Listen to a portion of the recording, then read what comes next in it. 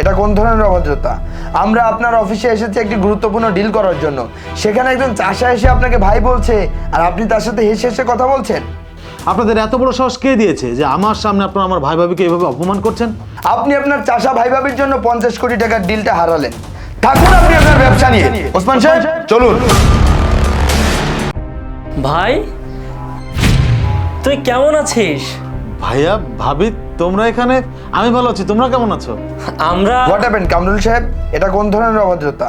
আমরা আপনার অফিসে এসেছি একটি গুরুত্বপূর্ণ ডিল করার জন্য, সেখানে একজন চাষা এসে আপনাকে ভাই বলছে আর আপনি তার সাথে হেসে হেসে কথা বলছেন। হ্যাঁ, রুমের ভিতর কেমন একটা কাদামাটির গন্ধ চলে আসছে। কামরুল সাহেব, আপনার অফিসে তো কোনো নিয়ম কানুন নেই, আপনি ওনাদেরকে এখান থেকে বের করে দিন, না হলে কিন্তু আমরাই ঘাড় ধাক্কা দিয়ে বের করে দিব। ওসমান সাহেব, বিষয়টা আমি দেখছি। কামরুল সাহেব, আপনার অফিসে আসার পর থেকে আপনি তো অনেক বড় বড় কথা বলছিলেন, এখন আমরা এসব কি দেখছি? কামরুল সাহেব, আমরা আপনার অফিসে এসেছি আপনার সঙ্গে ডিল ফাইনাল করে আপনার সঙ্গে ব্যবসা করব, তাই সেখানে আপনি একটা চাষার ভাই, এটা আমরা কোনোভাবেই মেনে নিতে পারছি না। দেখেছো, তোমাকে আগেই বলেছিলাম যে বাইরে থেকে কামরুল ভাইকে একটা কল করি, এভাবে আমাদের ভিতরে আসা ঠিক হয়নি। দেখলে তো আমাদের জন্য কামরুল ভাইয়ের কতগুলো কথা শুনতে হলো।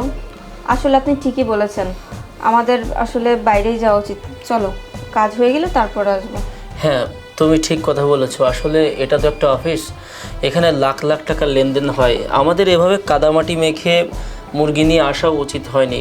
তারা তো ঠিক বলেছে, কাদামাটি মুরগির বিষ্ঠার গন্ধ আসছে। ভাই, আমরা বাইরে যাচ্ছি, তুই ফ্রি হলে আমাদেরকে ডাক দিস, তখন আসবো। চলো। ভাই দাঁড়াও, তোমরা কোথায় যাচ্ছ? তোমরা এই অফিস থেকে বের হবে না। আরে যে আপনারা কাকে ঘাড় ধাক্কা দিয়ে বের করে দিতে যাচ্ছেন? আপনারা কাকে অপমান করছেন? এই অফিসটা আমার, আর উনি আমার বড় ভাই, উনি আমার ভাবি। আপনাদের এত বড় সাহস কে দিয়েছে যে আমার সামনে আপনারা আমার ভাই ভাবিকে এইভাবে অপমান করছেন? আপনারা আমার ভাইকে চিনেন? ছোটবেলা আমি আমার বাবা মাকে হারিয়েছি, তারপর থেকে আমার এই ভাই আমাকে বাবার ভালোবাসা আর এই ভাবি আমাকে মায়ের মমতা দিয়ে বড় করেছে, মানুষের মতো মানুষ করেছে। আর সেই ভাই ভাবিকে আপনারা এখানে অপমান করছেন আর আমি চুপচাপ বসে থাকবো, এটা আপনারা কি করে ভাবলেন?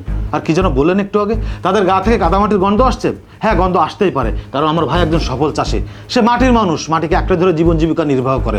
আমার ভাই কষ্ট করে ফসল ফলায় বিধায় আপনারা শহরে বসে সে ফসলগুলো কিনে খেতে পারেন। যদি আমার ভাই এই ফসলগুলো না ফলাতো, তাহলে আপনাদের মতো মানুষের টাকা বুকে নিয়ে না খেতে পেয়ে মারা যেতে হতো। একটা মানুষ অফিসে আসা মাত্র তার পোশাক দেখে আপনারা বিচার করলেন, তার গা থেকে গন্ধ চলে আসলো। বাহ, কি দারুণ রুচি আপনাদের! আপনারা যে মানুষটাকে অপমান করছেন, সেই মানুষটার বুকে আমি ঘুমিয়েছি, তার কাঁধে আমি চড়েছি, তার রক্ত পানি করার টাকায় আজ আমি বিশেষ ক্যাডার হয়েছি। সো আমার ভাই ভাবিকে নিয়ে একটা কথা আপনারা বলবেন না। অনেক করেছেন কামরুল সাহেব, আপনি আপনার চাষা ভাই ভাবির জন্য আমাদেরকে অপমান করলেন। আমি ভেবেছিলাম আপনাকে আমার বিজনেস পার্টনার করে নিব, কিন্তু আমি সেটি ক্যান্সেল করলাম, কারণ আপনার নজর এখনো নিচের দিকে। আমার তো এখন এটা নিয়ে সন্দেহ হচ্ছে আপনি কিভাবে একজন বিসিএস ক্যাডার হলেন, আপনি একজন চাষার ভাই হয়ে কিভাবে এত বড় বিজনেস দাঁড় করালেন। আর আমরা এখানে কত টাকার ডিল করতে চেয়েছিলাম সেটাও বলে দেওয়া ভালো। আমরা 50 কোটি টাকার ডিল করতে চেয়েছিলাম। ওকে ফাইন, আপনারা আমাকে 50 কোটি টাকা ডিলের ভয় দেখাচ্ছেন? আপনারা কি মনে করেছেন? হ্যাঁ, এই 50 কোটি টাকার ডিল ক্যান্সেল হয়ে গেলে আমি রাস্তায় গিয়ে বসবো? কখনোই না, কারণ আমার মাথার উপরে আমার বড় ভাইয়ের ছায়া আছে, আমার বড় ভাইয়ের দোয়া আছে। আর কি যেন বললেন আপনারা একটু আগে, যে একজন চাষার ভাই হয়ে আমি কীভাবে বিশেষ ক্যাডার হয়েছি? একটা কথা মনে রাখবেন, আল্লাহ চাইলে এক মুহূর্তে কোটিপতিকে ফকির আর ফকিরকে কোটিপতি বানিয়ে দিতে পারে। আমার বেলাও তাই হয়েছে।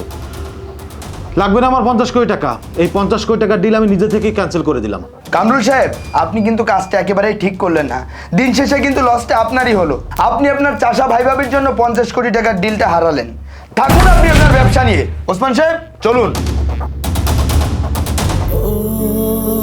ভাই, তুই আমার জন্য 50 কোটি টাকার কাজ বাদ দিলি? কি গো, তোমাকে বলেছিলাম না কামরুল আমার ভাই, আমাদের দুই ভাইয়ের শরীরে একই রক্ত বইছে। আমার ভাই কখনো আমার সাথে বেইমানি করতে পারে না। সারা জীবনের কষ্টের সুখটা আজকে পেয়েছি। একদিকে 50 কোটি টাকা আর অন্যদিকে আমার মতো একজন চাষা। আমার ভাই 50 কোটি টাকা বাদ দিয়ে আমার মতো চাষাকে বুকে জড়িয়ে নিল। 2 দিনের দুনিয়া, টাকা পয়সা কিছুই নয়, রক্ত কাটলে কখনো আলাদা করা যায় না। একটা প্রবাদ মনে পড়ে গেল, ভাই বড় ধন রক্তের বাঁধন, যদিও তা পৃথক হয় নারীর কারণ। কামরুল ভাই, একটা কথা বলি, বিয়ের পর স্ত্রীর কথা শুনে বাবা সমতুল্য ভাইকে কখনো ভুলে যেও না। 2 ভাই একে অপরের সাথে সবসময় মিলেমিশে থেকো।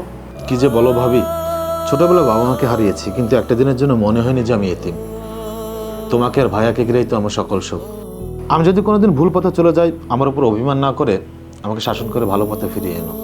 আর হ্যাঁ, তোমরা তো অনেকক্ষণ হয়েছে এখানে এসেছো, আমার হাতে অল্প কিছু কাজ আছে, তোমরা একটু অপেক্ষা করো, আমি কাজটা শেষ করে তারপর একসাথে বাসায় যাব। ঠিক আছে, তাহলে আমরা পাশে বসি, চলো।